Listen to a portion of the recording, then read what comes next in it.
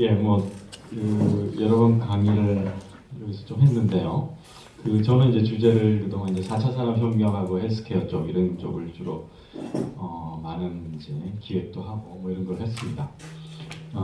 그런데 이제 오늘은 조금 시작을 신종 코로나부터 먼저 해볼까 합니다. 왜냐하면 여러분들이 가장 관심을 갖고 있을 것 같고, 그래서 저는 이제 뭐 감염내과는 아닙니다. 이제 저보다도 이제 감염내과 전문의 선생님들이 훨씬 더 전문가이긴 하지만 그냥 일반 내과 의사가 이제 바라보는 관점 정도에서 얘기하기 때문에 일부 오류가 있을 것 같긴 합니다만 그래도 여러분보다는 더 많은 정보를 드릴 수 있을 것 같아서 먼저 드리는 거고요. 현재 이제 그 세계 실시간 상황파는 이제 우한 바이러스 KR이라는 곳에서 개인이 굉장히 열심히 노력해 주셔가지고 매일같이 이걸 업데이트하고 우리나라 지도도 나오고 이런 것들을 이제 많은 사람들이 와서 보고 있고요. 이건 이틀 전인 일이다 보니까 벌써 이제 숫자가 벌써 오늘 확인해 보니까 1,100명으로 올라갔더라고요. 지금 뭐 중국 내에서는 뭐 계속 증가하는 그런 일로 있습니다. 이제 그 외 중국 외에서 이제 가장 많이 감염된 거는 일본의 요코하마에 정박돼 있는 그 크루즈선이고요. 거기 뭐 140명 감염됐다고 돼 있고, 우리나라는 다행스럽게도 아직까지 이제 많이 감염돼 있지 않고 사망자는 없습니다. 이 중국에서 사망자는 벌써 1,100명이 넘었지만 중국에서 사망자는 현재 홍콩하고 필리핀밖에 없고, 그러다 보니까 이제 실제로 중국 내에서 왜 이렇게 사망자가 많으냐 하는 그 논란이 있습니다. 그 이유는 뭐 저희 감염내과 교수님들도 생각에 중국 내에서는 실질적으로는 훨씬 더 많은 사람들이 감염이 돼 있습니다. 불구하고 제대로 검사가 되지 않기 때문에 실제로는 더 많은 감염자가 있을 거라고 생각하고 있는 거고요. 또 하나는 이제 이 많은 감염자들이 우리나라처럼 이렇게 병원에 격리실에 입원할 수 있는 형편이 안 되다 보니까 그냥 집단으로 신설된 병원에 수용돼 있는 거의 제대로 된 치료를 받지 못하는 상황에서 그 폐렴 이런 것들이 결국은 제대로 관리가 안 되고, 그러니까 이게 이제 아직 이제 신종 바이러스가 뭐 약은 없지만 그래도 인공 호흡기를 단다든지 여러 가지 치료를 해서 본인의 면역이 이제 돌아오면 다시 나을 수 있거든요. 근데 그런 과정에서 이제 관리가 안 되면 이제 돌아가시는 거죠. 그래서 지금 근데 이게 그럼 왜 그런 분들이 중국 내에서 우한 같은 대도시로 금방 와가지고 무슨 장사를 한다든지 뭘 한다든지 했고, 중국 내에서도 고속철이 엄청나게 전 세계 고속철이 많이 깔려있기 때문에 베이징 있는 상하이 이번에 춘절 같은 것 때문에 워낙 많은 이동이 일어났고, 또 중국이 또 부자가 되다 보니까 전 세계 어디를 가도 지금은 중국 사람들이거든요. 다 여행지 보면 그 사람들이 다 전 세계로 가다 보니까 순식간에 이게 퍼졌다는 거죠. 그러니까 그래서 전 세계 어디든 지금 이제 중국의 비행기가 도달하는 곳부터 다 간 겁니다. 그러니까 지금 보니까 이제 보면 남미라든지 오히려 아프리카라든지 이런 데가 이제 잘 없는 게 중국에 직항이 갈 수가 없거든요. 어디 거쳐가야 되고 뭐 이러다 보니까 그런 데는 안 생기고 다 중국에 대해서 다 직항들이 있는 나라들이 이렇게 생긴 겁니다. 그럼 이게 이제 사망자 지금 뭐 1,100명 해가지고 이제 엄청나게 이제 공포스럽고 하는데, 결국 이제 첫 번째 문제가 이제 교통의 발달이었고요. 중국 특히.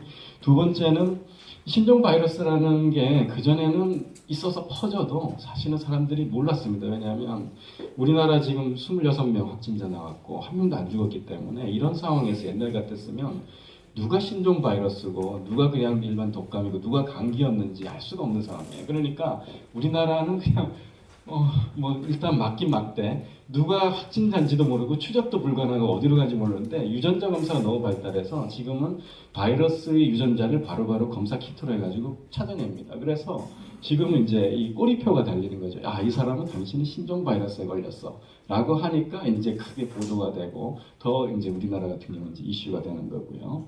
세 번째는 또 공포스러운 거는 이게 아직 신종이기 때문에 예방과 치료가 안 된다는 거죠. 예방이라는 게 여기서 이제 백신이 없고, 그 다음에 치료제도 이제 독감 같은 경우는 가장 대표적으로 타미플루라고 이제 독감이 사실 굉장히 많은 사망자를 일으켰지만 지금은 초기에 쓰면 완전히 낫습니다. 이 초기라는 게 보통은 감염되고 24시간에서 48시간 이내입니다.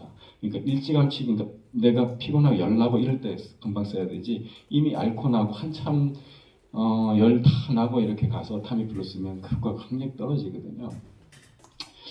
그래서 지금은 이제 유일한 예방법이 이제 마스크 끼고 뭐 손 씻고 뭐 이런 거 하다 보니까 이제 엄청난 이제 공포로 온 것이죠. 그리고 사회적 이슈가 되고 사실은 경제적으로 보면 우리나라가 엄청난 타격이죠. 그러니까 뭐 자영업자들도 그렇고 뭐 예를 들어 가지고 이제 뭐 롯데백화점 같은 게 문을 닫았는데 며칠씩 닫더라고요. 근데 그것도 넌센스예요. 사실은 왜냐하면 바이러스가 우리 몸에서 밖에 빠져나오면 보통 길어야 8시간, 9시간 이렇게 삽니다.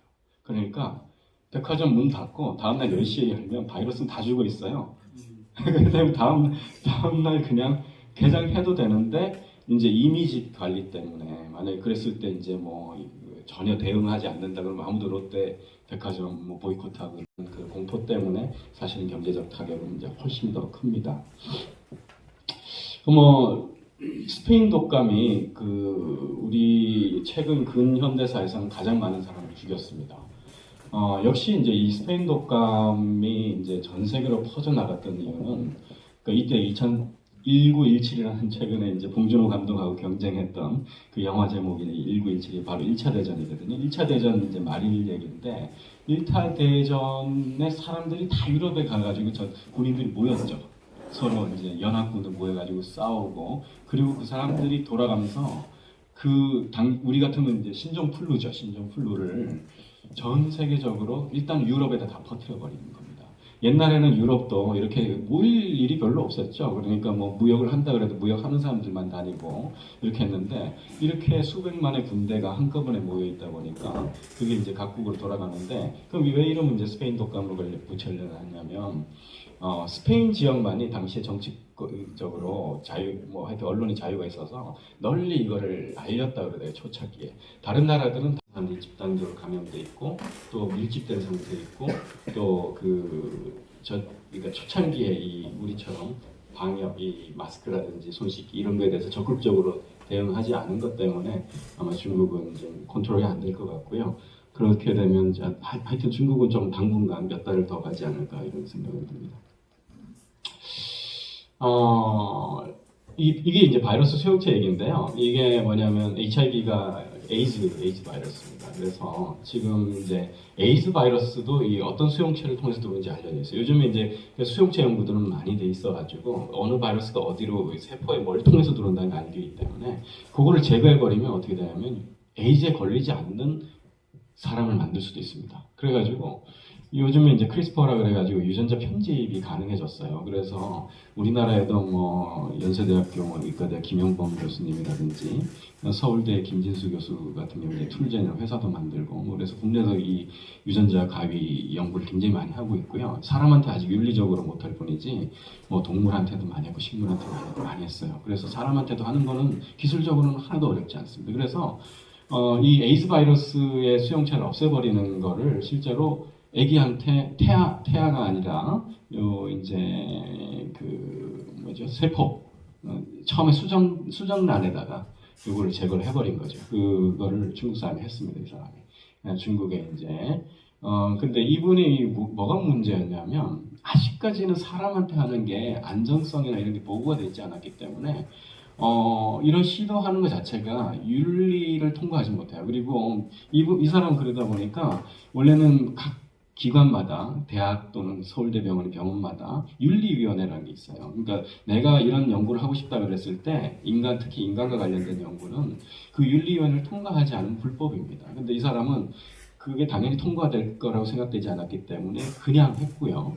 그냥 했는데 이제 자기가 이제 자랑스럽게 떠벌리고 다닌 거예요. 강의도 하고 다니고 유튜브에도 올리고 그러다 보니까 전 세계적으로 이거는 비윤리적인 연구라 그래가지고 물론 아기는 태어났고 정상적으로 잘 태어났고 지금 잘 자라고 있습니다. 쌍둥이로 태어나서 그래서 3년 선고 지금 깜빵에 가 있습니다.